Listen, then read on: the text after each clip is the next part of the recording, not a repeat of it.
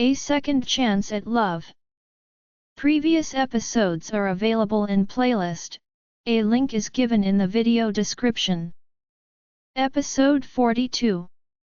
It took a while for Roxanne to think of a reason for Jason Coleman's action. Dr. Coleman, did you accidentally misplace some medicinal herbs and didn't store them properly? Is that why the fire started? That was the only reason she could think of.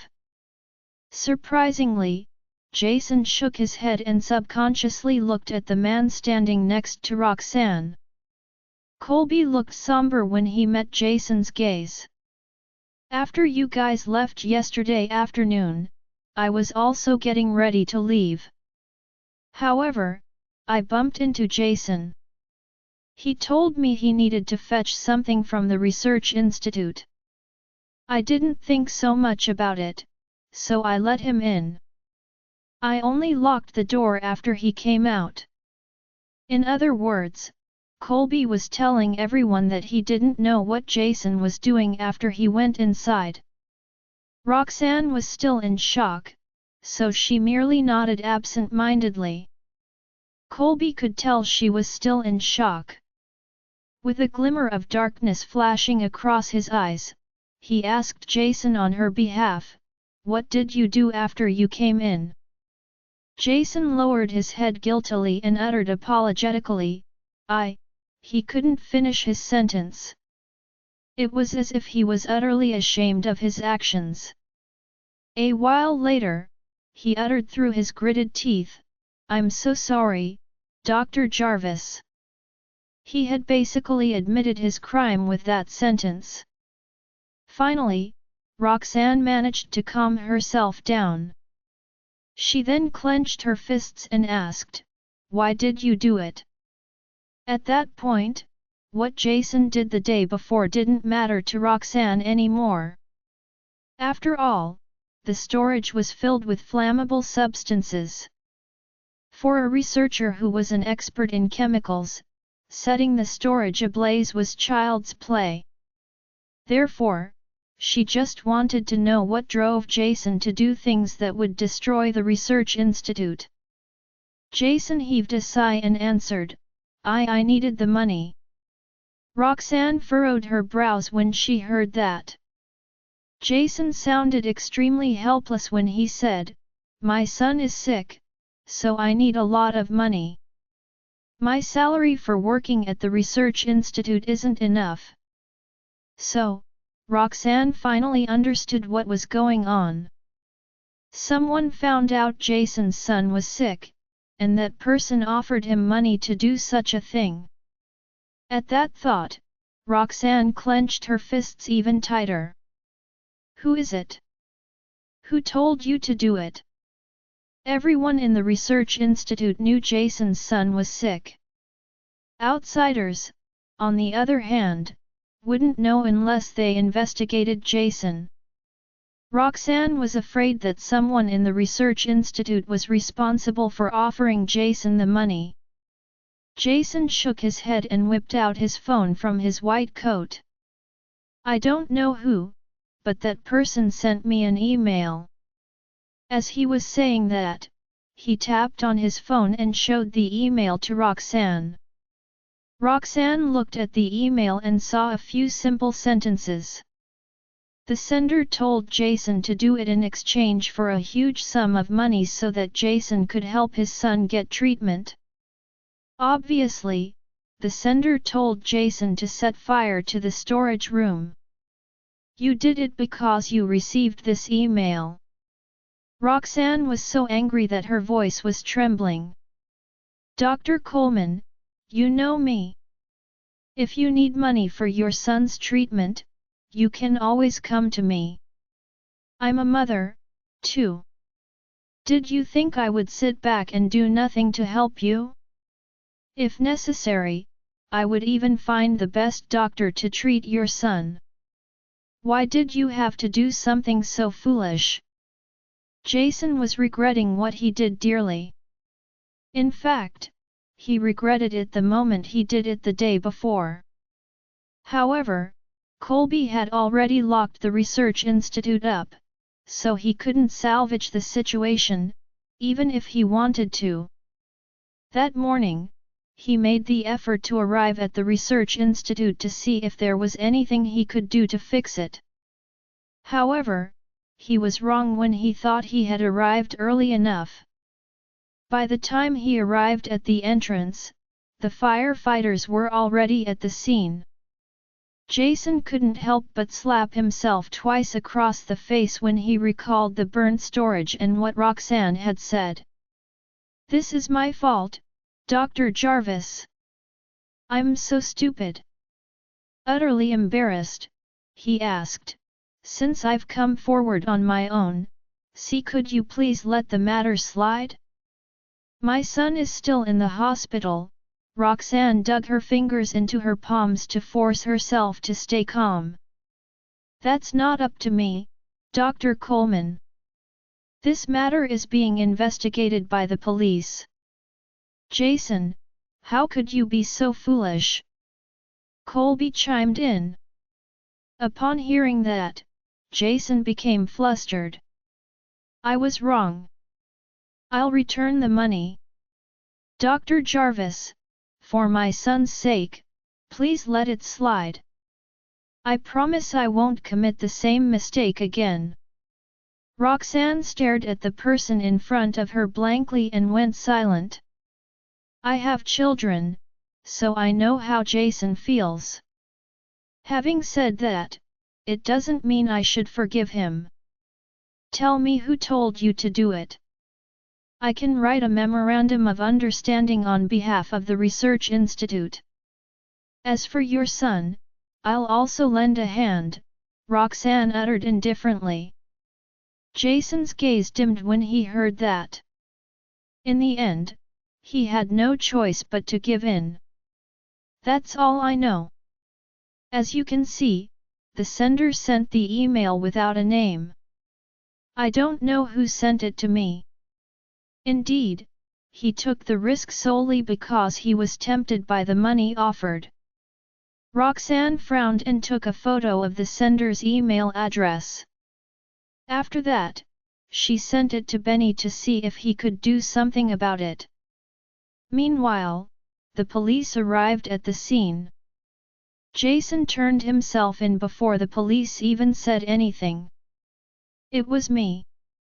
Soon, the police put a pair of handcuffs on Jason and walked him to the police car. With a complicated expression, Roxanne was watching Jason from behind. "Dr. Jarvis, could you please help my son?" Before stepping into the police car, Jason suddenly turned around to look at Roxanne. Roxanne sighed and agreed to it. Seeing that, Jason cooperated with the police and stepped into the police car. The people at the research institute were all feeling melancholic as they watched the police cars drive away. Roxanne suppressed her disappointment and turned toward the crowd. "I don't want something similar to happen again. Since you are all working with me, please come to me if you need anything. I'll help you guys the best I can.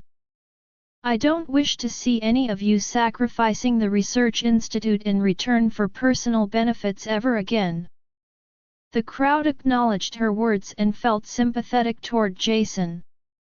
There are so many reputable doctors in the research institute, but instead of looking for any one of them for help, Jason resorted to crooked ways.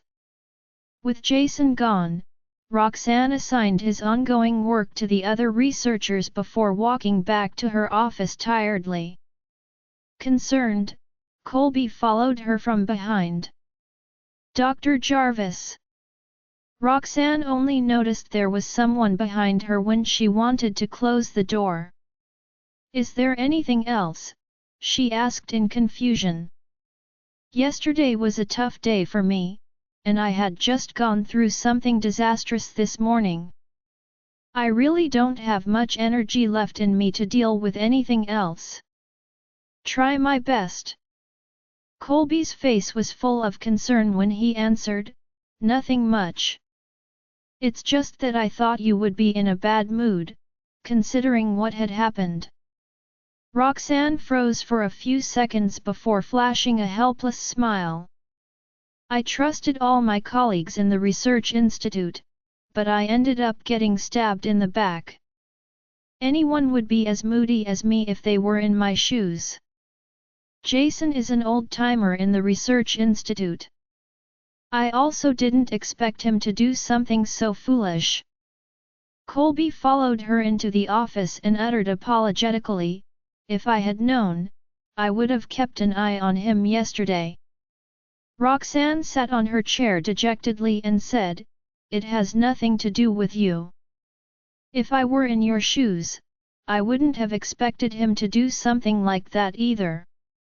At that moment, all she wanted to know was the identity of the person who sent Jason the email. As Colby was taking a seat opposite her, he was observing her expression silently. "I wonder what the mastermind's motive is." Coincidentally, the storage room that Jason burned down stored Herbscape Group's medicinal herbs. Roxanne's heart skipped a beat when she heard those words because she suddenly realized something. It's so weird. Who else would know about Jason's son apart from the people in the research institute? I can't believe the mastermind ended up using that against Jason, Colby continued. He was hinting at the fact that someone had gone to great lengths to destroy Herbscape Group's batch of medicinal herbs. Upon saying that, Colby stared intently at Roxanne's face to see if he could glean some information out of her expression. Although Roxanne's heart was racing, she acted calm and composed. "I've already told someone to investigate the email address, so I should hear back from that person soon. Let's talk about it afterward." Colby got nothing out of her expression, so he ended up frowning in annoyance. Seeing that, Roxanne forced a smile and said, "Thank you for your concern, Dr. Galloway. I'm exhausted. I'll need you to coordinate the research institute today." Colby nodded nonchalantly. "Okay." Roxanne thought Colby would leave her office after that, but he didn't seem like he was leaving anytime soon. Baffled, she asked, "Is something else the matter?" Colby seemed troubled when he asked, "Now that Herbscape Group's medicinal herbs are gone, how do you plan on salvaging the situation?"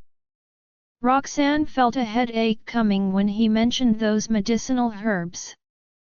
"That's one of the reasons why I'm so angry. That batch of medicinal herbs is very important for the project. Since it's very rare in Chania, we had to take the risk and retrieve the medicinal herbs before Herbscape Group got sealed up.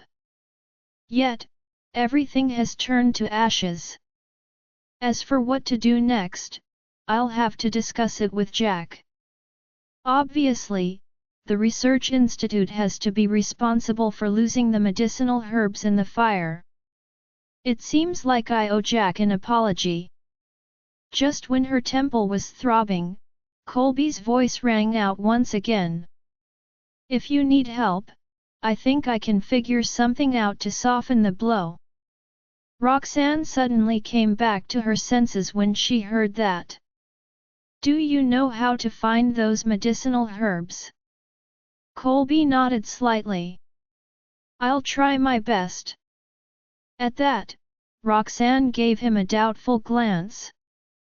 "That batch of medicinal herbs is rare because we could barely find it on Shania's supply channels. If it's too tough of a task for you, just forget about it." Colby's gaze dimmed when he saw Roxanne doubting his capability. "I've been in Horrington for so many years, so I have some connections. Don't worry about it." Only after hearing Colby's response did Roxanne relax slightly. "I see. I'll leave it to you, then. Feel free to come to me if you need anything," she said. Colby agreed. Roxanne couldn't help adding emotionally, if you can find those medicinal herbs again, you'll solve a huge problem for me. Finally, Colby felt chirpy upon hearing Roxanne's tone. Ever since Roxanne went to the research institute, she had been solving all kinds of problems on her own. She would only let him, the person in charge of the research institute, help her with trivial matters. Therefore, Colby knew that despite her praises, she had always only regarded him as an ordinary researcher at the research institute. After all, he was nothing compared to the men she had by her side. This time around, he was rather surprised at the fact that it didn't take much to trick Roxanne into holding him in high regard. No one would have expected him to do so much just to create a distance between Roxanne and other men.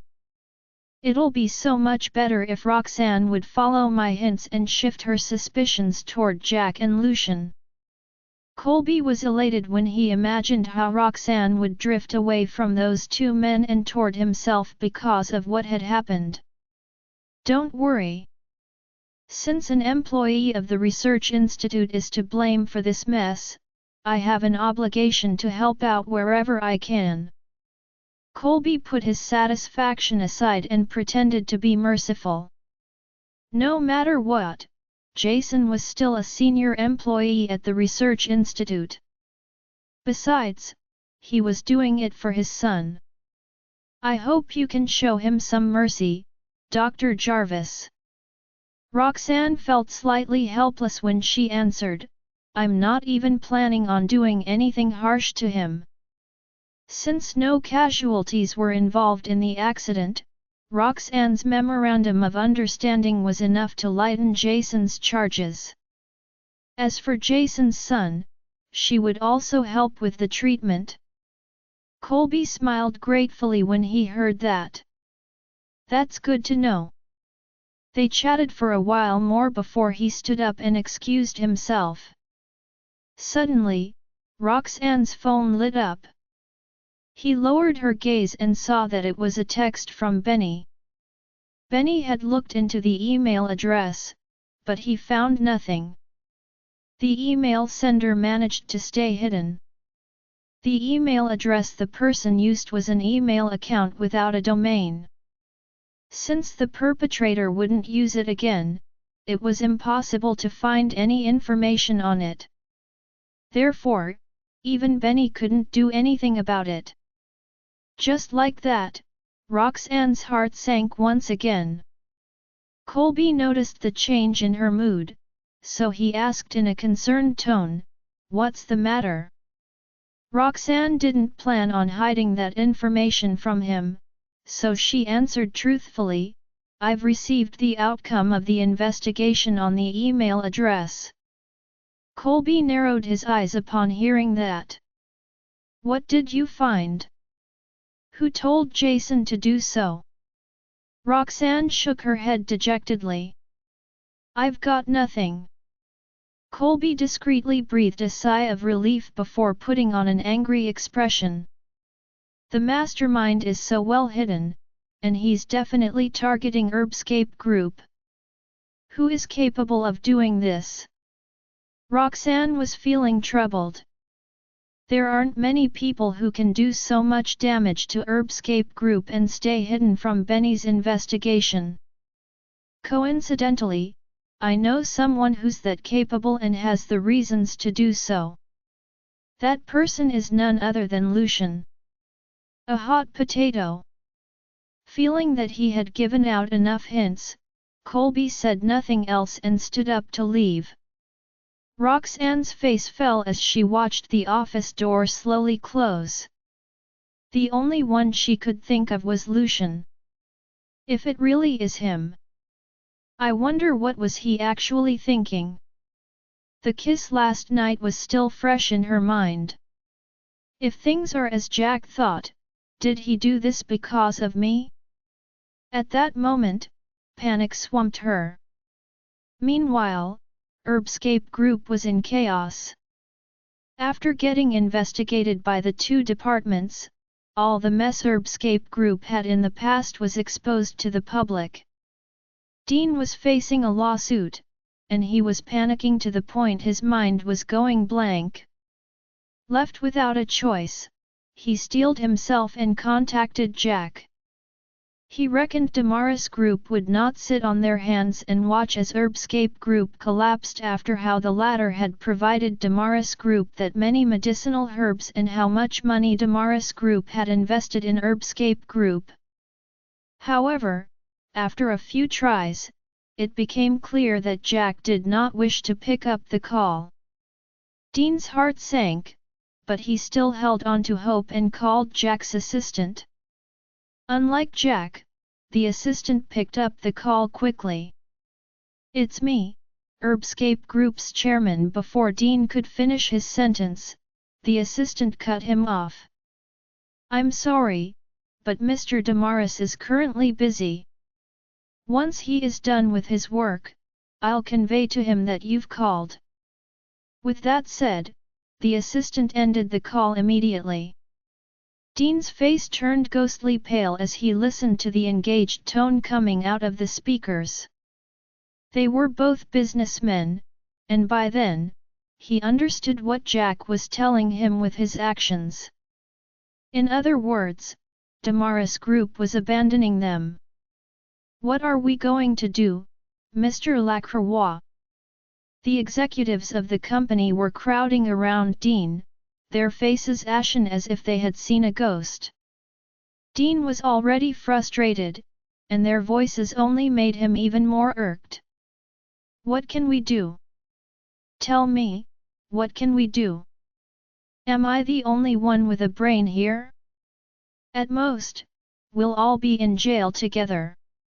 These people are all haughty and suave at most times, but now, at a crucial moment, the only words coming out of their mouths are 'what can we do?'" Livid, Dean slammed his phone on the table and snapped, "What a useless bunch of people." The executives were already terrified at the prospect of imprisonment, and now, they were witnessing Dean's wrath. None dared to make a sound after that. After ending the call, the assistant lifted his head to look at Jack. What did he say? Jack had been in his office in Damaris Group the entire time, and he had overheard his assistant's call with Dean. After all, he was the one who instructed his assistant to pick up Dean's call. The people at Heartbreak Group had been forced to the edge of the cliff, and Jack would like to see if they could come up with any good plans to deal with their crisis. However, the assistant shook his head and said, "As you said, he's here to ask for help from you." Hearing that, Jack mocked, "What a loser. It's a miracle he even climbed all the way to that position. He's already at death's door, but he's still thinking of relying on someone else. I guess it's only natural for Heartbreak Group to end up in this way with a chairman like him. What do you think we should do with Heartbreak Group?" Jack asked his assistant. His assistant furrowed his brows momentarily. "Keeping Heartbreak Group here after the trouble they've caused will be the same as holding onto a hot potato." Jack nodded in agreement and gestured for him to continue. "A sitting duck." When the assistant thought about how Jack had invested 12 billion in Heartbreak Group, he found himself unable to continue speaking. Despite everything, 12 billion was a hefty sum. Even if Heartbreak Group was a hot potato, keeping it around meant that they would be able to see where the 12 billion was going. If they threw the hot potato away, it would mean throwing the 12 billion into the gutters. "Do tell me how you're planning to deal with this," Jack urged with a frown. Jack's voice snapped the assistant back to his senses, and he had no choice but to steel himself and continue. "If we keep Heartbreak Group around, I'm afraid it'll affect Damaris Group's reputation, so, Jack arched a brow. The assistant squeezed out, "So, the best way to deal with this is to cut ties with Heartbreak Group as quickly as we can. It's even better if we do it before the news of Heartbreak Group's executives landing in jail spreads." That was what Jack thought as well, though his heart ached a little at the lost money. Nevertheless, having heard that someone was of the same opinion as he helped him make up his mind. "We'll do as you say, then." Jack waved a hand. "Didn't Farwell Group always want it? Do ask them if they still want it now." It was a pointless question, for everything so far was obviously done by Farwell Group. Without a doubt, Farwell Group would want Heartbreak Group. However, the amount of the acquisition was another matter. Jack's heart ached again, but he felt it was better to get a little bit of his investment back than to keep Heartbreak Group around. After all, not only would Heartbreak Group not rake in any profits for him, but it might even bring more trouble to him. "Mr. Damaris, are we really selling it to Farwell Group?" the assistant hesitantly uttered. "Won't we be doing exactly what Farwell Group wants us to do?" Jack knitted his brows and said in dismay, "Well, what company other than Farwell Group would be willing to buy Heartbreak Group now? Even if they wanted to, they wouldn't dare to." The assistant nodded fervently and replied, "I'll work on it right away." With that, he turned and went out of the office. The moment the door closed, Jack swept all the documents on the table to the ground, wearing a scowl. Meanwhile, Heartbreak Group had the same idea. Damaris Group was no longer going to lend them a helping hand, so they had no choice but to beg for help from Farwell Group. Unlike Jack, Lucian picked up the call the moment Dean dialed his number. "It's been a while, Mr. Lacroix. What can I help you with?" came Lucian's deep, mocking voice. Dean shuddered involuntarily. "Mr. Farwell, you're a magnanimous man. I was ignorant to have ruined the contract previously. Please don't take it to heart." Lucian barked out a laugh of disdain, and Dean's heart sank even lower. "Mr. Lacroix, you're coming to me to clean up after your mess because you realized Damaris Group can't save you, right?" Lucian questioned. Dean laughed dryly. "Mr. Farwell, please don't rub salt into my wound." Not wanting to waste any more breath on him, Lucian said, "Contact Mr. Queen about the acquisition.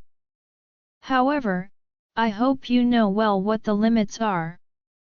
Dean quickly agreed to it. After ending the call, a furious look crept onto his face. He knew that they were nothing but sitting ducks at this point. Lucian meant to warn him about the price of the acquisition. He was warning Dean not to bargain. "If only I knew what was going to happen. I wouldn't have let Heartbreak Group choose Damaris Group back then." Dean felt only remorse as he looked at the dialing screen. Generous man Jonathan soon accepted a call from Dean. As Lucian had already discussed with Dean about the acquisition, Jonathan easily bargained with the latter until he agreed to sell the company for a third of the original price. Dean could only mourn the loss silently. He knew that Farwell Group and Queen Group would take the opportunity to fetch a low price, but he never thought it would be this low. Nevertheless, he had no choice but to swallow his misery and submit to fate. After the negotiation of the price, Dean contacted Jack and informed him about the acquisition. Although the price was far lower than he preferred, Jack knew that he was in no position to negotiate for a higher price. Thus, he made no comments about it and waited to perform the equity transfer after the investigation. 2 days later, the investigation on Heartbreak Group ended. The executives of Heartbreak Group were all arrested, and a case was established. Jonathan arrived early to wait for the equity transfer. As a business partner, Lucian was there as well. By the time Lucian arrived, most of the executives were already escorted into the police cars. Dean was the only one left, signing the papers with a trembling hand. When Jonathan saw Lucian, he walked over gleefully while waving the documents in his hand. "It's a success." Lucian inclined his head in response. "How much is the price?" He had left Heartbreak Group in Jonathan's hands and had not concerned himself with the matter the entire time. The merry expression Jonathan had on his face at that moment made Lucian sure that the former had to have bought Heartbreak Group for a low price. "A third of the original," Jonathan replied before chuckling. He then turned to look at the gloomy Dean and said, "He only has himself to blame for being so blind previously. This is just his lesson." Though, it was a harsh lesson. However, it was not as if Jonathan had a hint of remorse in him. Lucian bobbed his head in response. That amount was similar to his expectations. "Mr. Farwell," Dean squeezed out as he came over to Lucian. All Lucian did was briefly glance at him in silence. Dean forced himself to continue, "Thank you for having mercy on me. From now on, Heartbreak Group will listen to every one of your orders. We'll never go against anything you say." With that, he carefully studied Lucian's expression. Lucian remained unfazed. He only gave a quick glance at the police cars driving off. If Dean had not been the one most familiar with Heartbreak Group, he would have been in the police car as well. When Dean looked in the direction Lucian was looking, he shuddered again and hastily clamped his mouth shut. He was afraid that Lucian would regret his decision if he were to say another word. Fortunately, Lucian ignored him. Once they were done with the procedures, he went away with Jonathan. Tisk, Jack even spent so much money on Heartbreak Group. "What a generous man," Jonathan remarked with a sigh when he saw the 12 billion in Heartbreak Group's financial statement. Lucian peeked at it before grinning in ridicule. It was clear that Jack had wanted to save Heartbreak Group, but alas, his efforts were for naught. The money he had poured into the company had gone to waste. "Well, he had this coming," Jonathan mocked. "How dare he try to steal that person from us? He should have taken a good look in the mirror at himself." Right as those words were out of his mouth, he deliberately let his gaze drift to Lucian. Both knew who Jonathan was talking about. The mention of that woman made Lucian's eyes darken. Jonathan cleared his throat at Lucian's lack of response. "I heard a fire broke out in Dr. Jarvis Research Institute 2 days ago." Hearing that, Lucian snapped his brows together. Jonathan was satisfied to see his response. "What's the matter?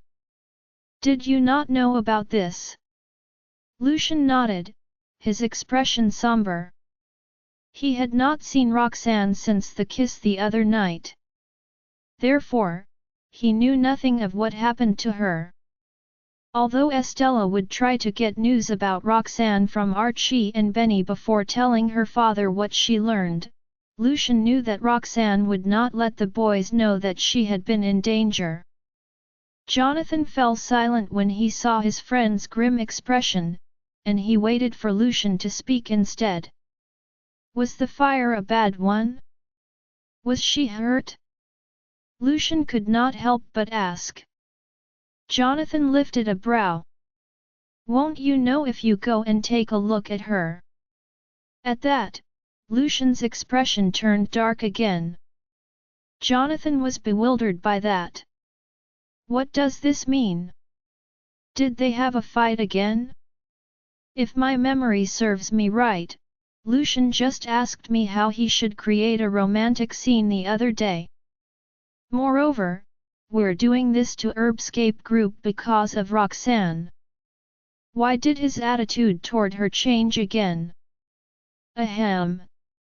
Jonathan cleared his throat tentatively. You and Dr. Jarvis. Before he was done with his sentence, the man beside him cut him off. Nothing happened. Jonathan's breath hitched, and he choked on his own saliva. Only after a long while of coughing did he finally recover enough to stare at Lucian with pursed lips. I haven't even said anything. Why is he in such a rush to explain to me? There's no way nothing happened. With that, Jonathan moved closer to Lucian and asked, Be honest with me. Did you have a fight with Drive? Jarvis again. Lucian's already dark expression turned even darker. Rather than a fight, he was sure that Roxanne was trying to make him mad.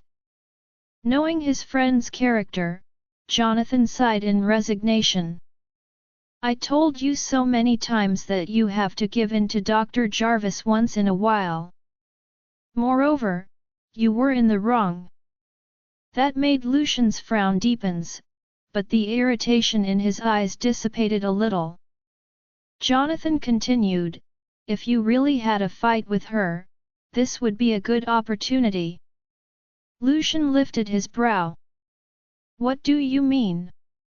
I don't know whether or not Dr. Jarvis was hurt in the fire, but I know that the fire at the research institute burned the medicinal herbs they had gotten from Heartbreak group, Jonathan explained slowly. This batch of medicinal herbs is hard to get, and reobtaining it would be a chore for Dr. Jarvis. That being said, we now have Heartbreak group and their medicinal herbs. In other words, the resources they now had would be able to resolve Roxanne's crisis. Lucian lowered his gaze. Unhappy to see that response, Jonathan patted Lucian's shoulder and said, Aren't you courting Drive? Jarvis? This is a good chance. After all, no woman would be able to resist someone who lends her a helping hand when she was in trouble. Furthermore, it was not as if Lucian had not done anything to court her previously. At the very least, the herbs they had would be able to resolve the current conflict between Roxanne and Lucian. Lucian remained quiet while wearing a poker face. Taking in Lucian's reaction, Jonathan sighed in exasperation. Weren't you thinking about doing something romantic? What else is more romantic than providing help to her when she needs it most? Lucian narrowed his eyes indifferently. That's not needed. I'll do those romantic things in the future. I won't help her this time because she brought this upon herself. This mess wouldn't have happened if she had come here to keep SE company instead of tagging along with Jack to handle those medicinal herbs that day. He took his anger wholly out on her for the occurrence of the fire incident. Jonathan was clueless about everything that took place during those 2 days, so he was baffled when Lucian rejected his suggestion. Lucian didn't elaborate, either. He simply looked away, showing no inclination to speak further. A moment later, Jonathan couldn't help but ask him, Lucian, what is the relationship you hope to establish with Dr. Jarvis? The way he saw it, Lucian didn't strike him as someone who was trying to chase after Roxanne. Lucian knitted his brows in silence. Let me ask the question in a different way. Jonathan smiled tactfully. Do you still plan on pursuing Drive? Jarvis? This time, Lucian glanced at him impassively. Jonathan understood Lucian's personality well, so from the latter's response, he knew Lucian had tacitly agreed that he was still interested in her. Perceiving that, Jonathan let out a sigh of relief inwardly. He was under the assumption that Lucian and Roxanne had, unbeknownst to him, gone through too many arguments, prompting Lucian to have a change of heart. It's fine as long as he's still planning to win her affection. In my opinion, Dr. Jarvis is undoubtedly the most suitable person to be with Lucian. After all, it is very rare for Lucian to take the initiative to express his will to chase after a girl, not to mention the woman is also Essie's biological mother. It will be wonderful if they get together. At that thought, Jonathan was convinced that he should try harder to assist them in becoming an official couple. He cleared his throat and said, "In this case, you should show Dr. Jarvis more care. This relationship won't work if you constantly fight with her." Lucian shot Jonathan a displeased look and spoke up before he could stop himself. "Are you saying I'm the cause of these arguments?" Jonathan was stumped after hearing that. "I don't know the reason behind their disagreement, much less who is to blame, but..." He advised Lucian, "No matter who brings about the fight, you must be more tolerant since you want to pursue Dr. Jarvis. All women behave in this way. Regardless of who is at fault, they will always hope for the guys to yield first. Besides, previously, you..." Jonathan stopped talking at that point and regarded Lucian with a meaningful look, hinting at the latter to understand what he was implying. Meeting Jonathan's gaze, Lucian frowned. Needless to say, Jonathan was once again reminding him of the incident 6 years ago. Lucian didn't answer immediately, nor did Jonathan utter any more words as he waited for Lucian to digest the message he was trying to convey. After a while, Lucian's voice rang inside the car. "I got it." Jonathan immediately heaved a sigh of relief. "I'm glad that you understand. Don't blame me for talking at length. I have Essie's best interest at heart. If possible, any child would wish for their mother to stay by their side." At the mention of Estella, Lucian's gaze darkened. He had to admit Jonathan was absolutely right because the little girl had demonstrated her yearning to be with Roxanne more exaggeratedly than Jonathan had described. Lucian felt helpless when reminded of how desperately Estella wished him to win Roxanne's affection. Let the matter drop that night, Lucian went to the kindergarten to pick Estella up. It was already late by the time he arrived, so Estella was the only kid left at the kindergarten. "Daddy," Estella greeted him aggrievedly after noticing his arrival.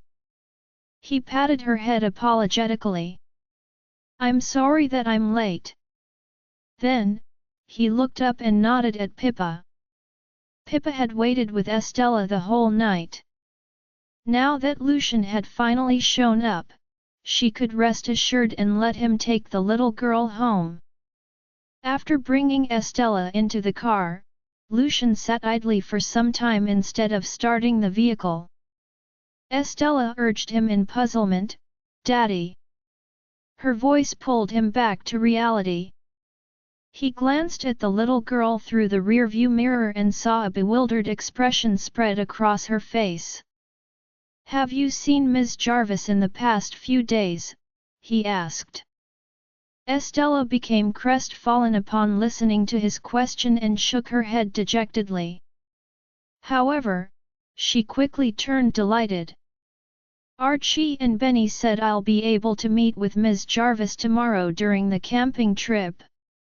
If it weren't because of the fact that she had been looking forward to the weekend camping trip, Estella would have been utterly depressed in the past few days. She wondered if Roxanne was getting busy with work again because she hadn't seen the latter for so many days. Lucian nodded and piped up, "What do you say if I bring you to meet with Ms. Jarvis?" Estella's eyes lit up at once. Really? Taking in her expression, he gradually realized what he had just said and couldn't help but regret his impulsive suggestion.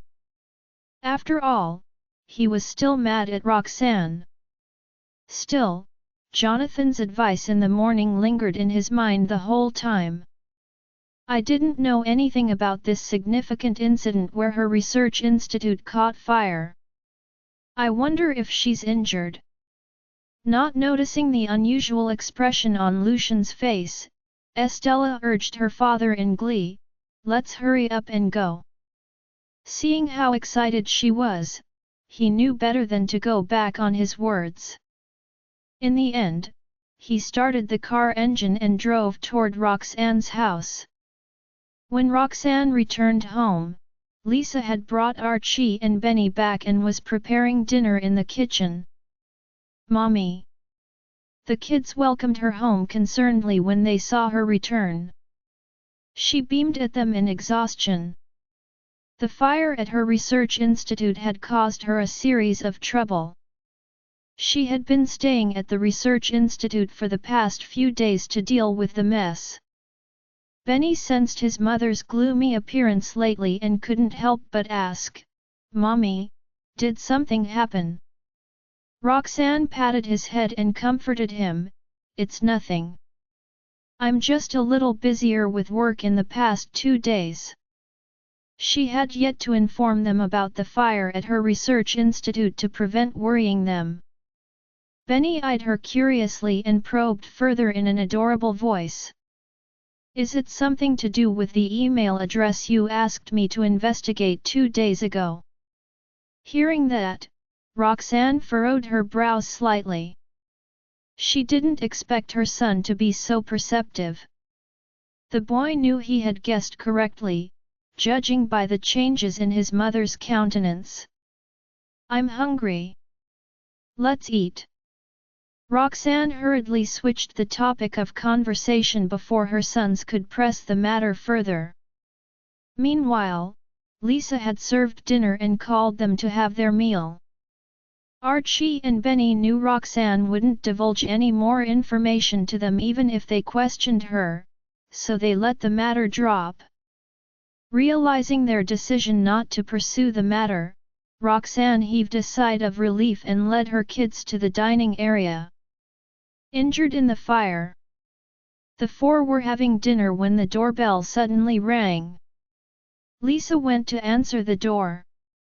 "Hello, Ms. Lane," a child greeted politely at the mansion's door. Then, Lisa was heard saying, "Ms. Jarvis, Mr. Farwell, and Essie are here." Hearing that, Roxanne's hand froze in mid-air. She was at a loss for words at that moment.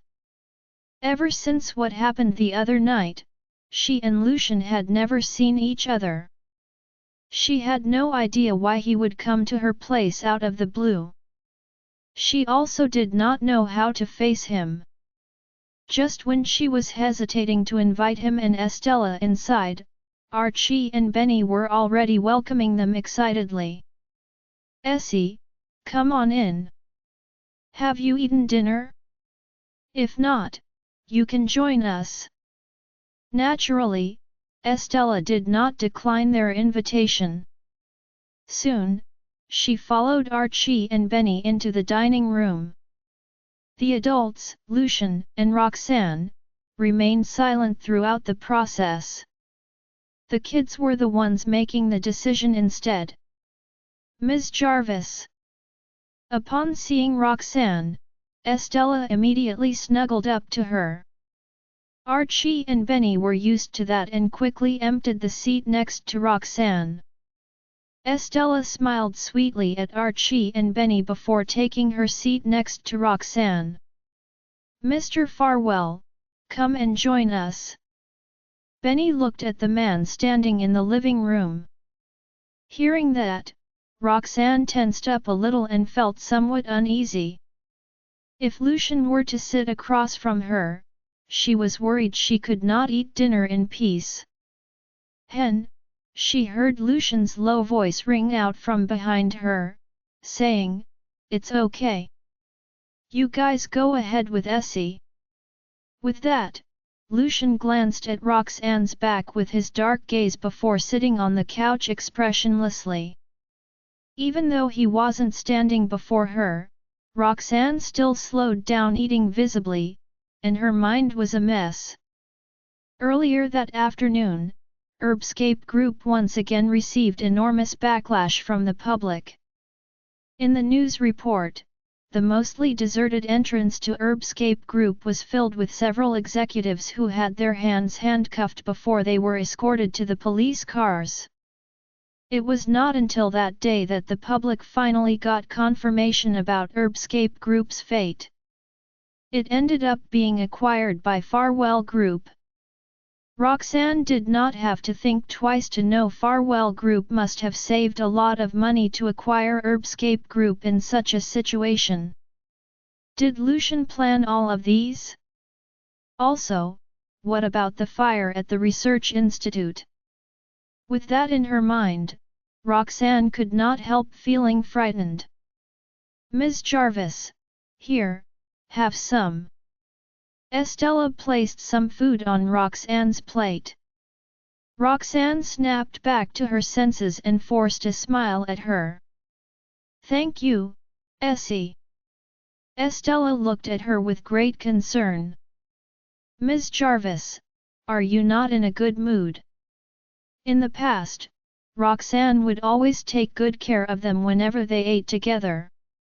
However, the woman seemed absent-minded this time and could barely take any food for herself. Hearing that, something flickered in Roxanne's eyes, but she quickly concealed that and said, "Of course not. I've been busy lately, so I'm feeling a little tired." "Essie, you don't have to worry about me."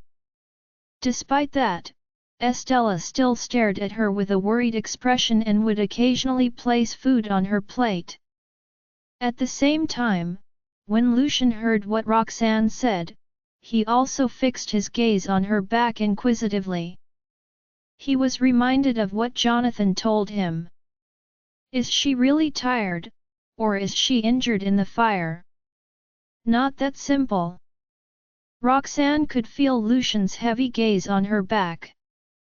Although her back was facing him, she still could not ignore the fact he was staring at her. Due to Lucian's presence, she was no longer in the mood to eat anything. "You kids go ahead. I have something to discuss with Mr. Farwell," said Roxanne softly after taking several quick bites and placing away her cutleries. She could not stand having Lucian staring at her all the time, and she wanted to know why he came to her place. The kids did not think too much about that and nodded obediently in response. Seeing that the kids had agreed to let her go, Roxanne stood up and walked over to Lucian. "Let's talk in the study." Lucian nodded casually and stood up, following her to the study. "Mr. Farwell, to what do I owe this pleasure of having you over at my place? Do you have something important to tell me?" Roxanne stood in the center of the study, looking at him warily. "If you're here to offer me the technical advisor's position for Heartbreak Group again, I'm afraid I'll have to let you down since I've already made it clear that I couldn't accept that offer."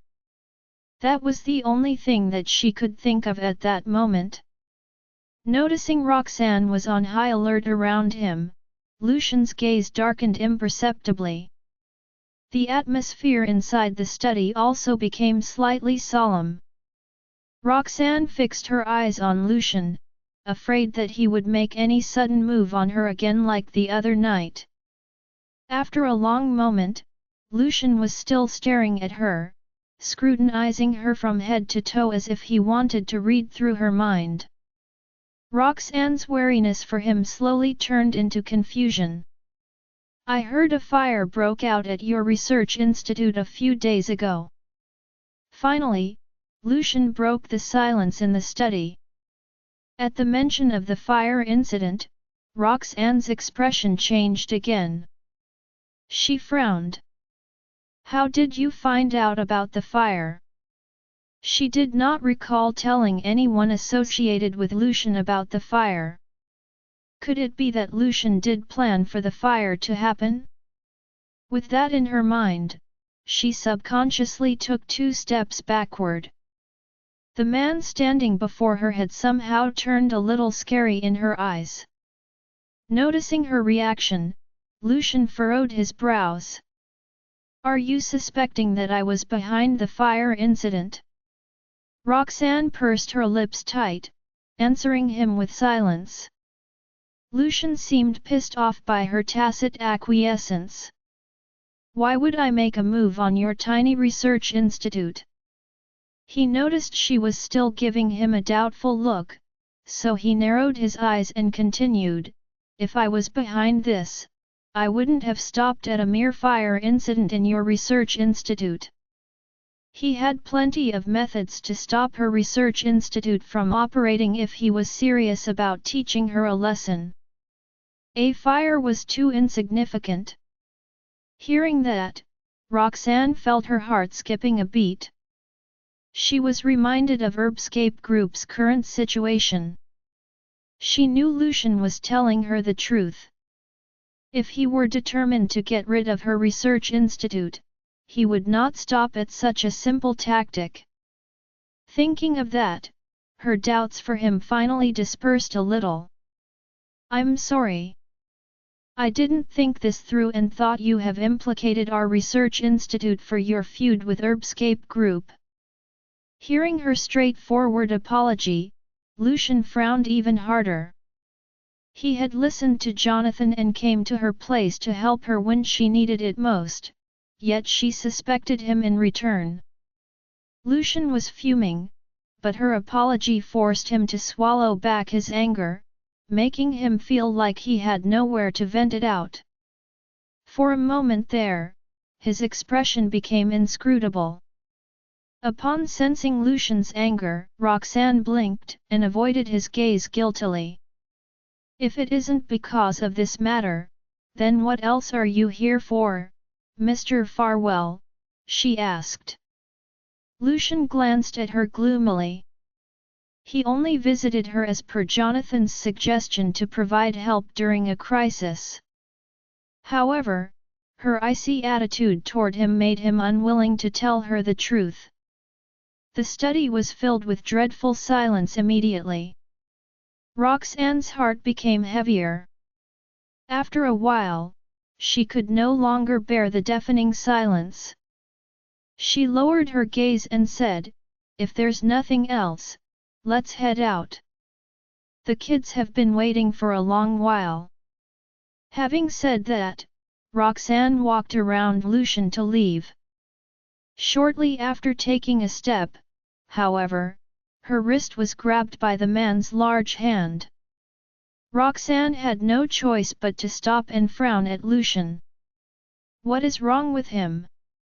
He won't tell me what's the matter, and he won't let me leave as well.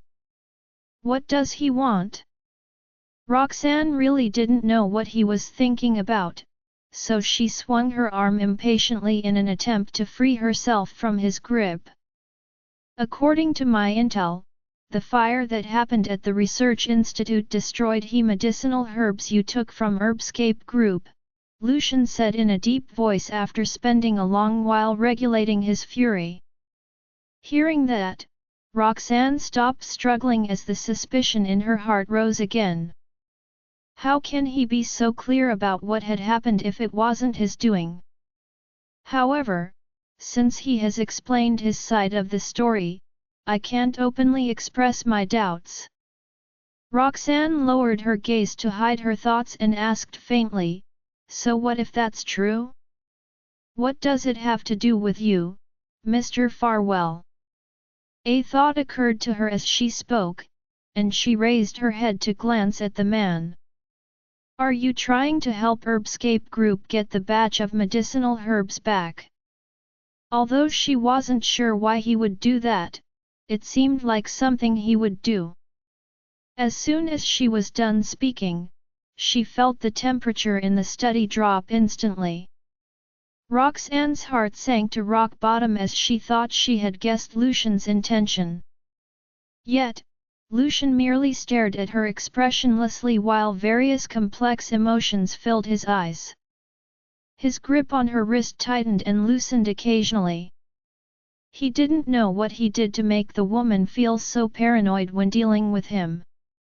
Within their few minutes of interaction, she had already expressed her suspicions toward him many times. It took Lucian all his willpower to control his strength and stop himself from breaking her wrist out of anger. Feeling the increased pressure on her wrist, Roxanne lowered her head and looked at it. She wondered if it was just her imagination, but she felt like he was going to break her wrist in the next second. This further affirmed her suspicion of Lucian's intention. "Mr. Farwell, if you're just here to talk about this matter, then all I can do is apologize." Although Roxanne apologized to Lucian, she didn't express any fear. Those medicinal herbs were already burned to ashes. "There's nothing I can do about it even if you want them back. If you really want them back, I can ask someone to gather those ashes from the storage room. That way, you might still be able to extract some medicinal herbs from those ashes." Her sarcastic remarks had Lucian furrowing his brows and tightening his grip uncontrollably. "This is who you always are." As Roxanne felt the pain in her wrist, she inhaled sharply and lifted her eyes to stare at Lucian warily. The latter's expression was so dark that it was frightening. After a long while, he inched toward her abruptly. She wanted to back away. Yet, he was gripping her wrist, which made it hard for her to move. For a moment, the distance between them was so close they could almost feel each other's breath. Subconsciously, Roxanne slowed down her breathing and clenched her fists that were hanging by her sides. She felt Lucian's intense gaze on her as he stared at every inch of her body while tightening his grip on her wrist. Just when she thought he was going to do something to her, he let go of her wrist unexpectedly. Roxanne was taken aback by his action. "Herbscape Group still has some stock in another city for those medicinal herbs. I can get someone to send them to you as soon as possible if you need them." Lucian spoke in a deep and awkward tone. Indeed, he almost lost control when Roxanne ignited his rage. However, he recalled his purpose of coming over and also Jonathan's words this morning. Hence, he resisted acting impulsively. Doubts filled Roxanne's eyes when she heard his statement, for what he said didn't match his attitude at all. Yet, after staring at him for a long while, she noticed nothing odd in his expression at all. Therefore, she had no choice but to believe him. She replied coldly, "Thank you, Mr. Farwell. But we don't need it." In truth, they really needed the medicinal herbs. But Colby had told her that he would figure it out. Besides, Roxanne had no reason to accept Lucian's inexplicable act of kindness. The atmosphere around Lucian immediately became gloomy when he heard her rejection. Without hesitation, Roxanne pulled herself away from him before he could reach out to her and increased the distance between them. "I don't know why you want to help the research institute so suddenly. But, considering your business strategies, I think it's best if we avoid getting involved with you." With that, Roxanne raised her head and looked at Lucian as if she was insinuating something. After all, I can't be certain about the method you'll use to deal with us if something bad happens during our collaboration. She was referring to Lucian's retort against her words earlier. If Lucian really wanted to take action against the research institute, it wouldn't be as simple as starting a fire. Lucian's expression darkened when he caught the meaning behind her words. What kind of person do you think I am? Roxanne avoided his gaze and responded nonchalantly, I'm not thinking anything. This is who you always were. Herbscape Group was a huge pharmaceutical company. Yet, it was destroyed within days after Farwell Group took action against it. Lucian's business strategies were truly horrifying.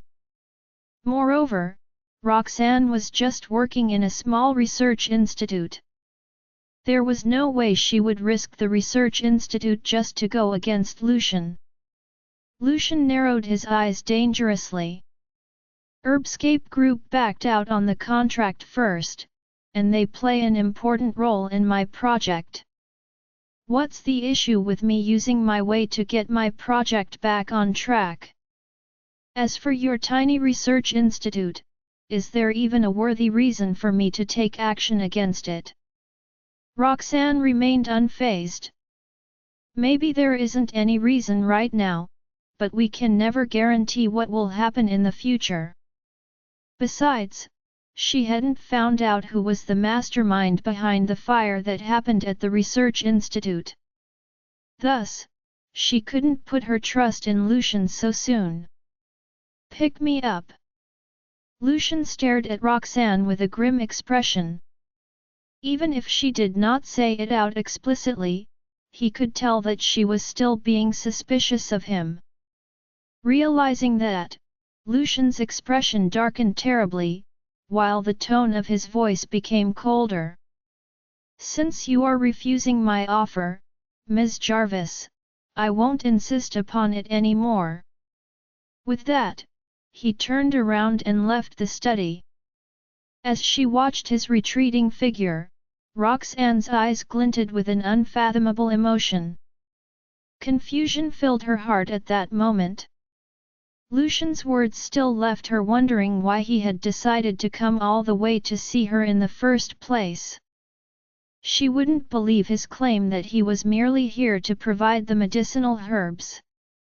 However, Lucian did not mention anything else besides that. Roxanne mulled over it in the study alone, but she could not find an answer to her doubts. After quite some time, she finally decided to leave the room. Meanwhile, the children had finished their dinner and were playing in the living room. Ms. Jarvis. When Estella noticed Roxanne coming out, she came to her side and clung to the latter's leg, acting coyly. Roxanne was taken aback by Estella's action. It was surprising for her to see the little girl still there, which meant Lucian hadn't left the house yet.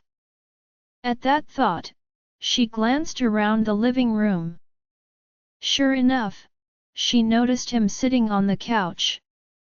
He didn't even bother looking up at her as if he had never heard anything at all. Frowning slightly, Roxanne lowered her gaze toward Estella as she forced a smile at the little girl while caressing her hair. Sensing something was amiss, Estella stared at Roxanne's face incessantly with her bright, doe-like eyes.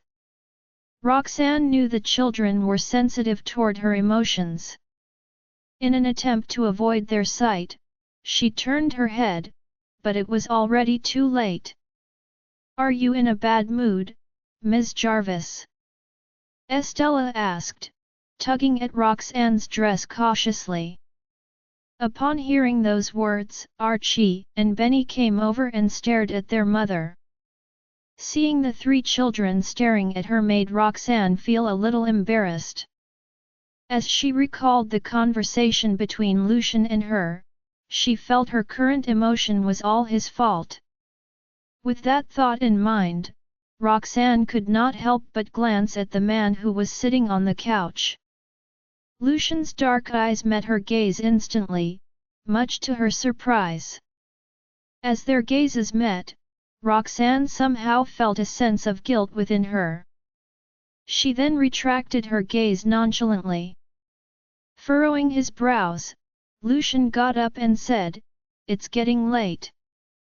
We should go home now." Upon hearing Lucian's words, Estella tightened her grip on Roxanne's dress and looked at her father hesitantly. But, it looks like Ms. Jarvis is in a foul mood. I just want to comfort her." However, Lucian was unfazed by Estella's reaction, merely looking at them emotionlessly. Roxanne glanced at the man, who was standing not far away from them, before turning her attention back to Estella again. Unable to bear hurting the little girl, she ruffled Estella's hair. "Be a good girl, Essie. Go home with your daddy and get some rest. Archie, Benny, and I will come to pick you up tomorrow." The thought of going camping tomorrow with them made Estella feel slightly better. Suddenly, she thought of something and quickly glanced at Lucian, who still remained expressionless. However, he did not mention anything about the camping trip. When Estella saw her father hadn't refused the trip tomorrow, she breathed a sigh of relief. She then let go of Roxanne's dress hem reluctantly. "I thought Daddy and Ms. Jarvis had a fight again, and he won't allow me to join her camping trip. Ms. Jarvis, you'll come pick me up early tomorrow, right?" Before leaving, Estella reminded Roxanne once again. Roxanne smiled as she nodded at Estella. Preparations. Roxanne led Archie and Benny back into the living room after watching Lucian's car leave. Both boys looked at Roxanne with concerned expressions on their faces. "Mommy has been in a bad mood for the past few days. She was in an even fouler mood right after she came out of the study. I'm curious about what Daddy said to Mommy just now." Benny had never been good at hiding his emotions, so he immediately asked, "Mommy, what did you say to Mr. Farwell?" Upon hearing his question, Roxanne's eyes darkened as she lowered her gaze toward him. Both Archie and Benny merely stared at her, as if they were hinting at the fact that she couldn't fool them. As she met their gazes, Roxanne could only sigh helplessly and replied evasively, "We talked about some work stuff." However, Benny continued to probe relentlessly, "But you seemed really upset, Mommy." In the past, they had never seen Roxanne acting like that because of work-related matters. It was as if she was being cautious of something. Archie and Benny exchanged glances, their eyes filled with confusion. What did Daddy actually do to make Mommy so wary of him? Roxanne knew her explanation wouldn't fool those two, so she could only explain the matter to them briefly. "Mr. Farwell wanted to work with me, but I refused his offer." Both boys still didn't get the answer they wanted to hear. Instead, they furrowed their brows and wanted to probe further. However, Roxanne wasn't keen on explaining further. She simply added, "It's inevitable to have conflicts regarding work-related matters. This is perfectly normal. You don't have to worry too much." It sounded like the same thing Lucian had told Estella. Even if they didn't believe her words, both Archie and Benny had to admit that what Roxanne said was the truth. Nevertheless, the boys had no idea whether it was simply work-related or not. Knowing their mother was unwilling to say anything further, Archie and Benny kept quiet obediently. Roxanne patted their heads and changed the topic immediately. "We're going camping tomorrow, but we haven't prepared much yet. Let's hurry up and get ready for our trip tomorrow, okay? Fortunately, the mention of their camping trip immediately diverted Archie and Benny's attention. They hadn't been camping outside ever since they returned from abroad. Furthermore, with Estella joining them, the boys were very much looking forward to it. After Roxanne brought Archie and Benny upstairs, they began packing their own stuff for the trip.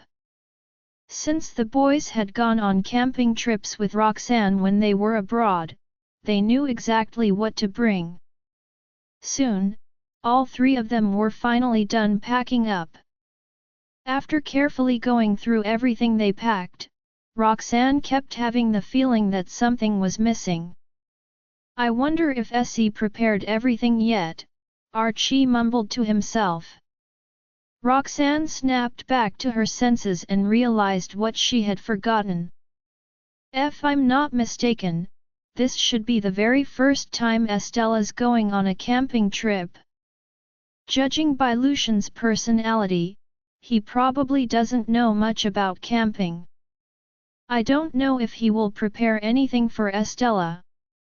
I should prepare more for her in case that happens." With that thought in mind, Roxanne started putting away some of the things they had already packed, leaving some empty space in their storage box.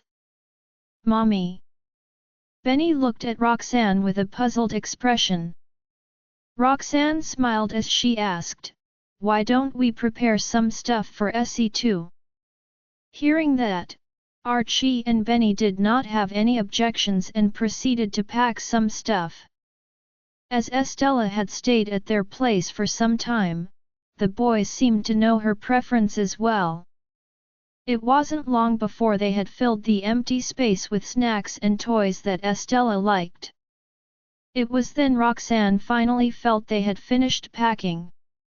With Lisa's help, she packed everything into the trunk before heading upstairs and urging the boys to get some rest. Coaxing Roxanne. On the way to the Farwell residence, Estella puffed up her cheeks as she sat in the back seat. She stared at her father through the rearview mirror. "Daddy, did you make Ms. Jarvis angry again?" Lucian frowned slightly when he heard Estella's soft and adorable voice. Estella caught on to the change in Lucian's expression and knew that she had guessed correctly. She snorted angrily. She had thought that Lucian wanted to bring her to meet Roxanne. However, it turned out he had gone to create trouble for Roxanne instead. "I won't listen to you anymore, Daddy," Estella said gloomily. Lucian's frown deepened. He patiently explained, "It's because of work." "It's this excuse again." Estella looked at the rearview mirror unhappily and said, "You only know how to lie to little kids, Daddy." Lucian's eye twitched in anger when he heard that. Estella continued listing out her grievances. "You also said that to me the previous time. Earlier tonight, you tricked me into bringing you to Ms. Jarvis too. However, when we arrived at Ms. Jarvis' house, you secretly made her angry." Estella vowed that she would never believe her father again. Taking advantage of the pause in traffic due to the red traffic light, Lucian raised a hand to massage his temples which were throbbing with pain. "I'm telling the truth. There's no need for me to lie to you. When we were eating, Ms. Jarvis' mood wasn't that bad. She only became like this after talking to you, Daddy." Estella's claim appeared to be reasonable and substantiated with evidence. Lucian was unable to refute her. He could only remain silent even though he felt a little exasperated. Strictly speaking, it was Roxanne who found something to be unhappy about. Yet, unaware of the truth, Estella placed the blame on him. "Essie." Estella frowned in an attempt to look fierce. Daddy, you promised that you would let Ms. Jarvis become my mommy. Lucian remained silent. If things continue like this, when will Ms. Jarvis become my mommy? Estella's voice was full of worry. Lucian's expression softened when he heard her words. I'm also thinking of a plan, but this isn't a choice I can make alone.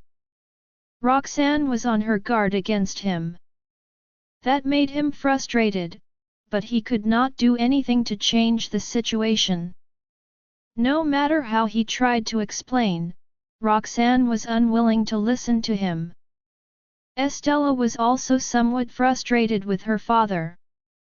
He promised that he'll try to be with Ms. Jarvis, but he always makes her angry. If this continues, when can Ms. Jarvis become part of our family? The little girl grew a little anxious when she thought about it. You can't continue being like this, Daddy. Lucian frowned and kept quiet. The matter was not something that he could decide by himself. Without waiting for a reply, Estella said with a pitiful expression on her face, Daddy, you have to coax Ms. Jarvis. Since Daddy didn't allow me to coax Ms. Jarvis earlier, he has to do it himself. Lucian frowned again as he found Estella's demand unreasonable. It's Roxanne who found fault with me in the first place. How can I coax her? What if the more I try to coax her, the more she thinks that I have ulterior motives? As Lucian thought about it, he grew gloomier. Estella could sense the change in his mood, and a wronged expression appeared on her small face. However, she did not dare to continue speaking as she knew her father was angry. Lucian glanced at Estella through the rearview mirror and changed the conversation topic. What do I need to prepare for your camping trip tomorrow? He rarely attended such events, much less brought a kid along with him to attend such events. Lucian did not know what to prepare for Estella's camping trip. Vivid expressions. Estella was still feeling a little upset, but her attention was diverted by the mention of the camping trip. Food and water, Lucian furrowed his brows as he thought about it. Ms. Jarvis will probably prepare those. Apart from that, what do you need? Estella was thoroughly distracted by the idea of camping. However, she had never attended team bonding activities like camping before. Furthermore, the Farwell family did not have the practice of bringing their children out camping. Thus, Estella was even more clueless when it came to the topic of camping. A moment later, a cunning emotion flashed across her eyes. She suggested carefully, "Why don't we ask Ms. Jarvis?" Lucian stared at her through the rearview mirror and pretended that he had not heard her. "When we get back home, you should rest early." Estella knew that it was Lucian's way of rejecting her suggestion. She quietened down unhappily. Soon, they arrived at the Farwell residence. Lucian got down from the car and opened the door for Estella. He then reached out to carry her. Yet, Estella ignored his outstretched hands and hopped down by herself. She trudged back to the mansion with her head lowered. When Catalina heard the doorbell, she opened the door and came out to ask them if they had eaten. However, she saw Estella sitting on the couch angrily. Catalina looked at Lucian in confusion. "We have eaten," Lucian said in a low voice as he glanced at the dishes on the table. Catalina nodded her head. "Then I'll get them to clear the dishes." Thereafter, she could not help but express her concern for Estella. "What's wrong with Ms. Estella?" Lucian sidestepped the question. "Estella will be going camping tomorrow. Please prepare the necessary items for her." Catalina looked troubled. Mr. Farwell, Ms. Estella, when Estella got mad, she would not allow other people to touch her things. Naturally, Catalina would not be able to help Estella pack the items she needed for the camping trip. Lucian turned to look at Estella, who was huddled on the couch.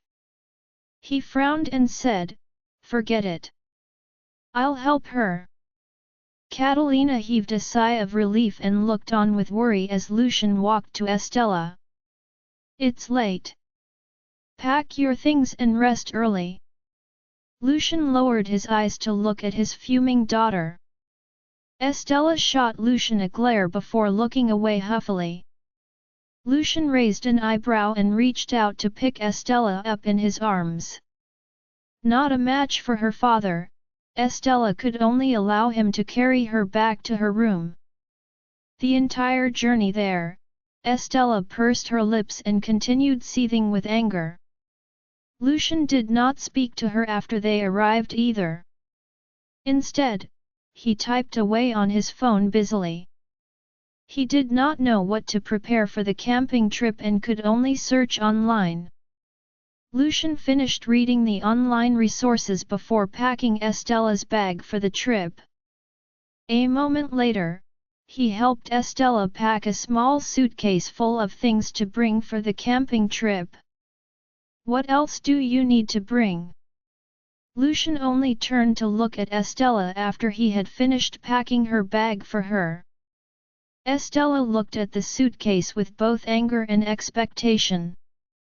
She had no experience in camping, so she nodded without thinking. Lucian thought that she was satisfied with it and zipped up the suitcase before placing it at the door. "Rest early. You have to be up early tomorrow. Didn't you ask Ms. Jarvis to fetch you tomorrow?" Lucian said before leaving. He did not appear to care about Estella's anger. After speaking to her, he did not stay any longer and turned around to leave.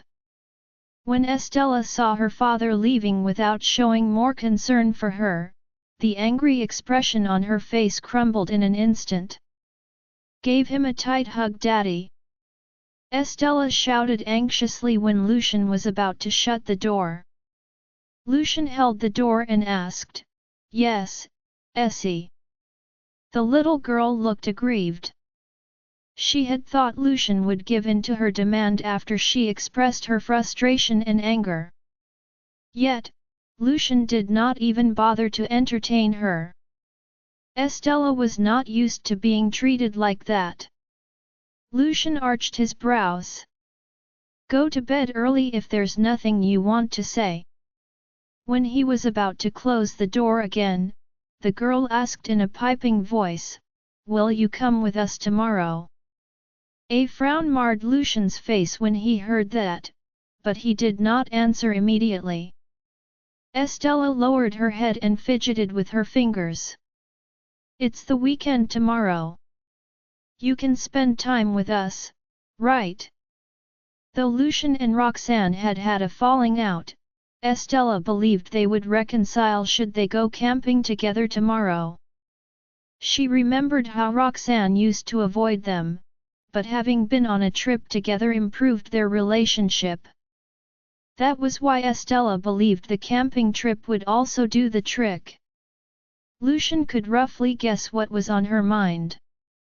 His heart softened when he noticed a mix of excitement and grievance on her face. However, when Roxanne popped into his mind, he instantly subdued his feelings. "That woman is always suspicious of me, so I'm sure they won't enjoy the trip if I tag along." With that thought in mind, Lucian decided to turn down her invitation. "I have to work tomorrow, Essie. I'll join you guys in the next one, okay?" Estella pouted in disappointment, even though she had anticipated the outcome. Lucian consoled her patiently, "Things cropped up at work, and I have to attend to all these matters. I would join you if I could." He then walked up to the girl and stroked the back of her head. Estella looked at him with her puppy eyes, trying to gain his sympathy. Lucian did not let the girl get to him. I know you want me to reconcile with Ms. Jarvis on this camping trip. I would do so had I had the time. The thing is, I'm really busy with work. After hearing his explanation, Estella knew she could not push it anymore.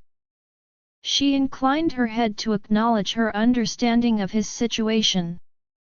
Be a good girl and listen to Ms. Jarvis tomorrow. Take good care of yourself, and don't cause any trouble, okay? Lucian reminded her in a mellow voice. Estella bobbed her head in agreement, even though she still felt a tinge of disappointment. Since things aren't working out as I wished, I don't know when Daddy and Ms. Jarvis will ever reconcile. Lucian, who had no idea what was running through Estella's mind, thought she was still mad at him. He inched closer and sat by her bed. The girl looked at her father in puzzlement. I'll leave only after you fall asleep, Lucian said in a deep voice. Estella's eyes lit up instantly as she knew his heart had softened. She sat up and gave her father a tight hug. At that point, Lucian finally figured out what she was thinking. Though she attempted to persuade him to go on the trip once more, he kept mum. Estella eventually gave up as she failed to get a response from him. Left with no choice, she crawled back to the bed and hid beneath her blanket.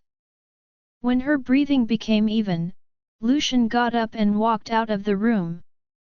After closing the door, Lucian stood outside, looking conflicted.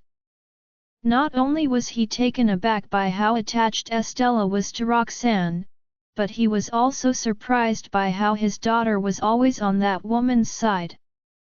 If in the future they find out they're related by blood, I think Essie would kick me to the curb and forget about me. Leaving in a hurry. The next day, Estella got out of bed and waited outside Lucian's room. She still wanted to convince him to go camping with them. When Lucian opened the door and was about to leave the room, he noticed the girl was standing right before him. Needless to say, Lucian knew her motive. Instead of giving her a chance to speak, he said, "Come. Let's go and have breakfast. Ms. Jarvis should be arriving shortly." The girl shook her head, but before she could say something, Lucian interrupted again. "I need to go to the office now. You must obey Ms. Jarvis, okay? Call me if you need anything."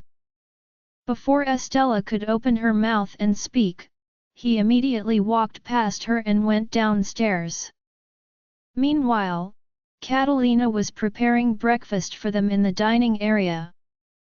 When she saw him walking to the door, she asked in concern, "Breakfast's ready, Mr. Farwell.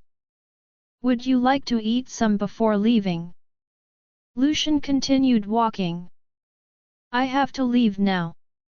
Remember to open the door for Ms. Jarvis later. She'll be picking up Essie." Catalina knitted her brows. She wanted him to stay for breakfast, but he had already put on his shoes and seemed in a hurry to leave the house.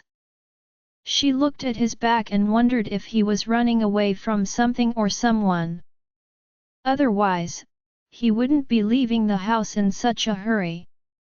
While she was still trying to process her thoughts, Estella came downstairs. Catalina immediately came to her senses. She walked the girl to the dining table and had breakfast with her. Before they could take more than a couple of bites, the video intercom started ringing. Catalina remembered what Lucian said earlier and immediately opened the door.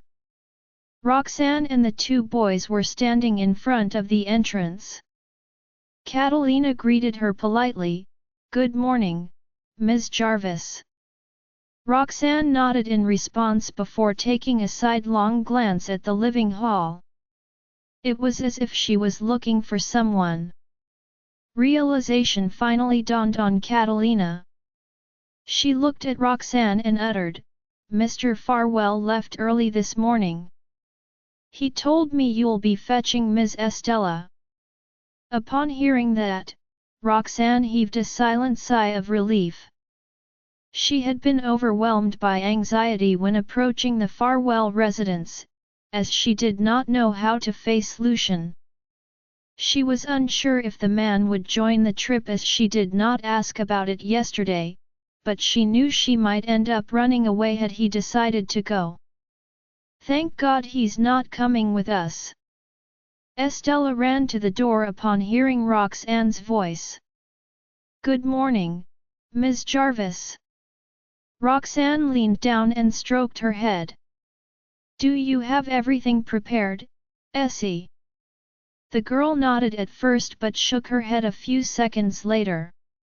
Her reaction confused Roxanne. "I didn't prepare them. Daddy did," Estella explained in an adorable voice.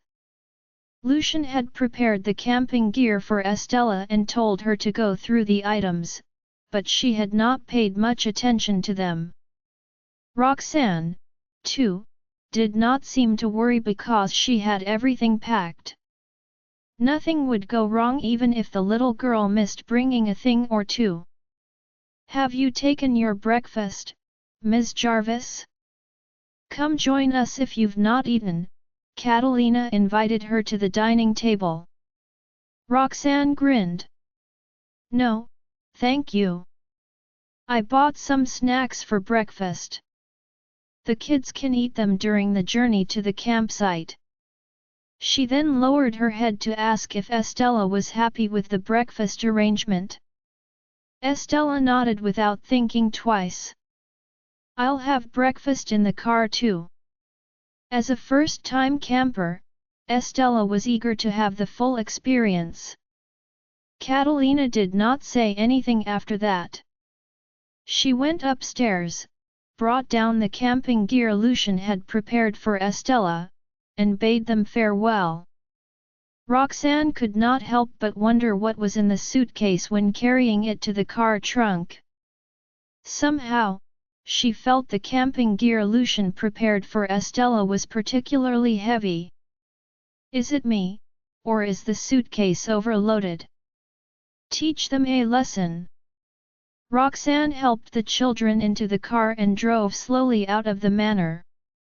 At the same time, a skinny man leaped down the big tree in front of the manor's entrance with a camera in his hand.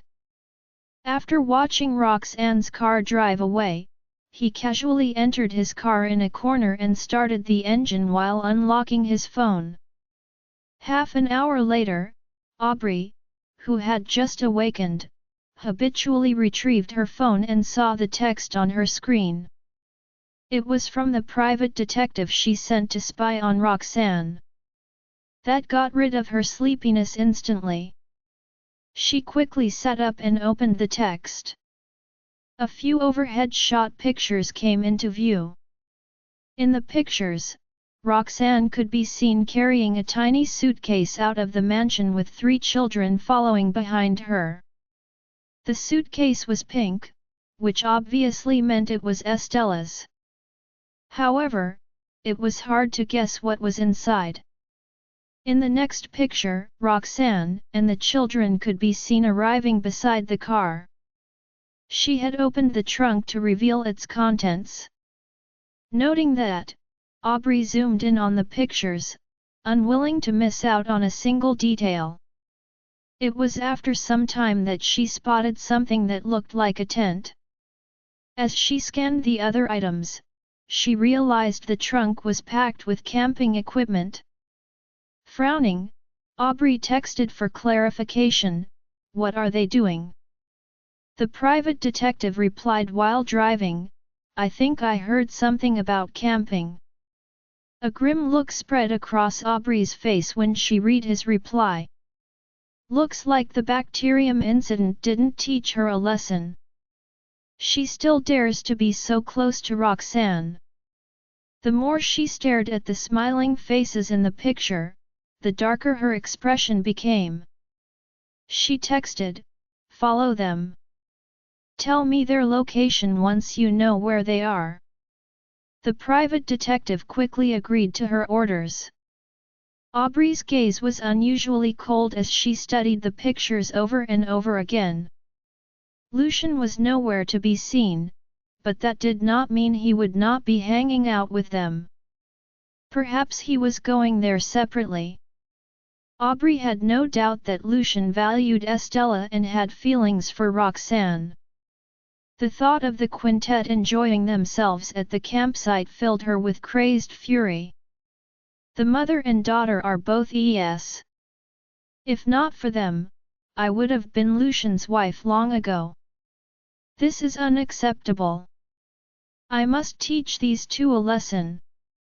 As that thought crossed her mind, she subconsciously tightened her grip around her phone so hard that her hand trembled. Moments later, Aubrey forcefully recomposed herself. Glancing at her phone, which was covered in sweat, she dialed a number, her face expressionless. After giving her instructions to the other person, she hung up and exited the room. Upon seeing Aubrey descending the stairs, Gina, who was downstairs, called out to Aubrey to have breakfast.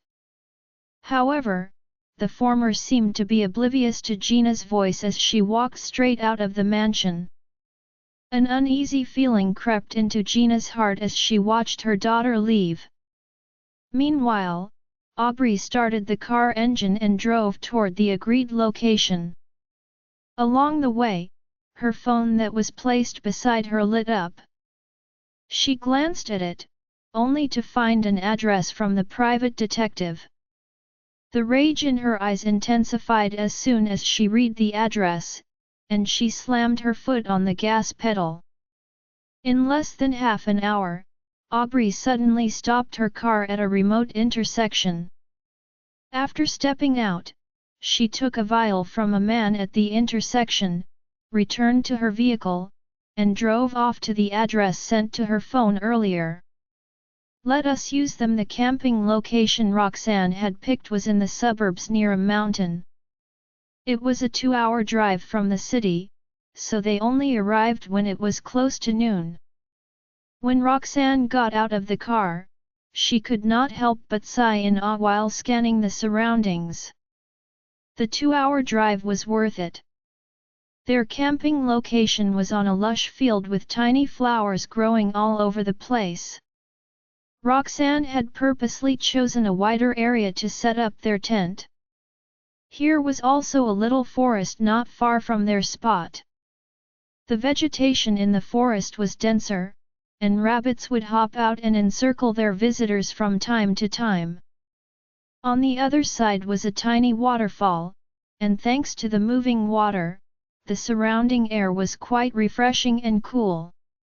The gurgling sound of water also created a serene vibe. It could not be a more suitable camping site. Happiness was written all over the children's faces. "It's so beautiful." Estella gazed at the scenery, forgetting all the unhappy events that happened that morning. Archie and Benny looked astounded as well. "Mommy always manages to find great places like this. It's way better than the places we've camped at in other countries. Run along and play. I'll set the tent up." With that, Roxanne took out the camping equipment from the car and began setting up the tent. Upon hearing that, Archie and Benny raised their hands. "We'll help you." After all, they had been on many camping trips with her, they were capable of helping her set up the equipment. Roxanne did not refuse their offer. She then handed them the tent's corners and let the boys help her fix them. As someone with no experience and little strength, Estella could only watch them curiously from the side and give them words of encouragement. Roxanne was amused by how intrigued Estella looked. Not long after, the tent was up.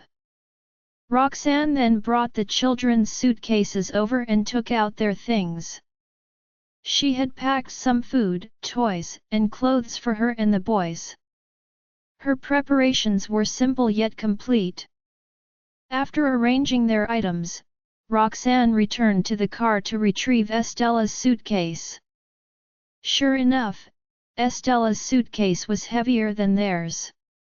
Roxanne could not help but wonder what Lucian had packed for Estella. Feeling curious, the three children crowded around Roxanne as they watched her open the suitcase. All of them were dumbfounded the moment they saw its contents.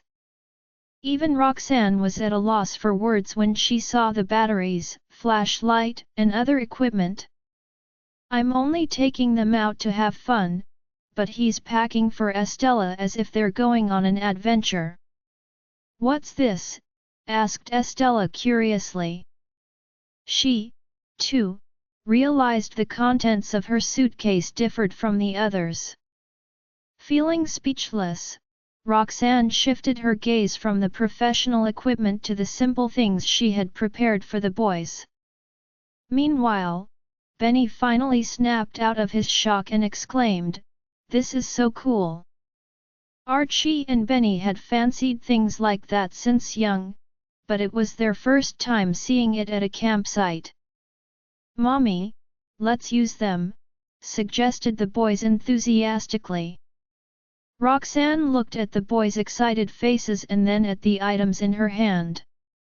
Though she hesitated for a moment, she still agreed to their request.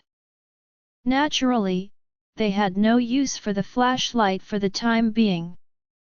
Thus, Roxanne took out the batteries and made a simple stove using the things Lucian packed. She was planning to use it to prepare a barbecue for lunch. Cute Essie. By the time they finished setting up, there was still some time until noon. Hence, Roxanne brought the kids to a place nearby to play. She had prepared many toys for them, especially for Estella.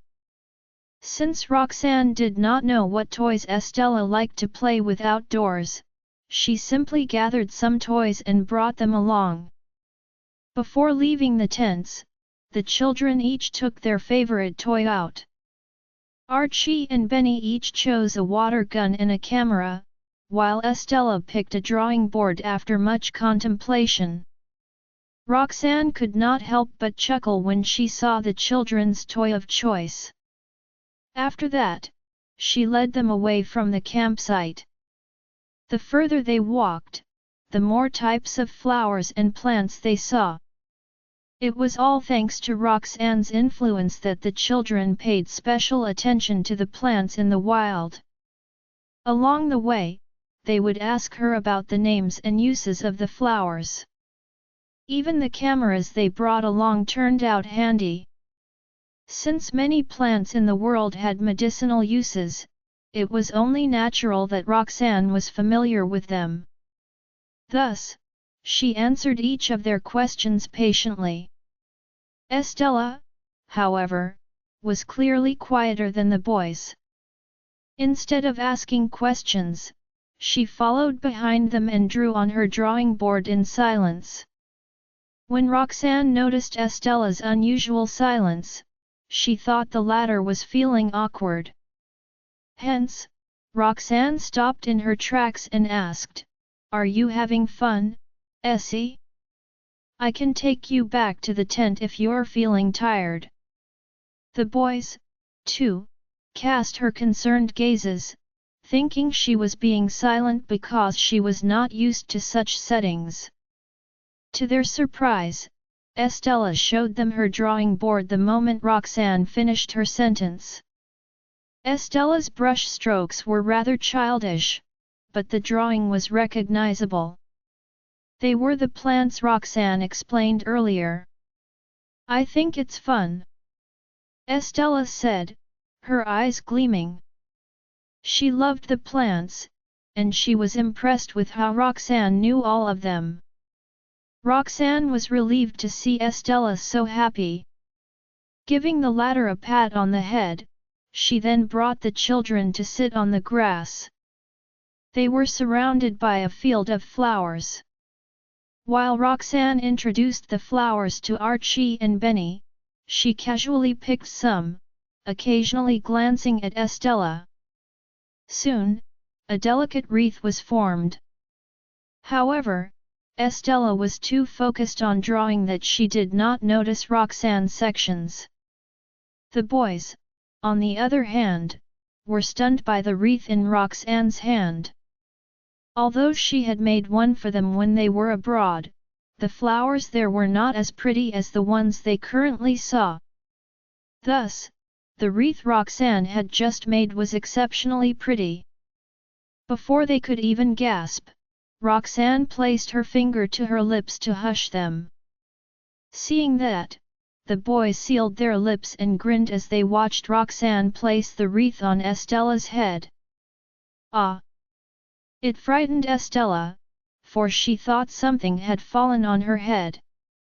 When she returned to her senses, she saw Roxanne and the boys staring at her, which confused her even more. Estella was dressed in a white dress and had 2 braids, each resting on her shoulders. Coupled with her cute features and the wreath, she looked like a little fairy that had popped out of a storybook, especially since she was gazing at them innocently.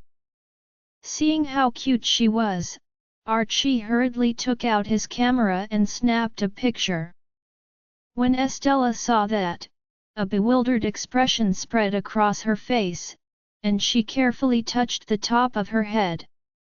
"Essie is pretty, what is?" Estella carefully placed the wreath in her hand and shot Roxanne a delighted look.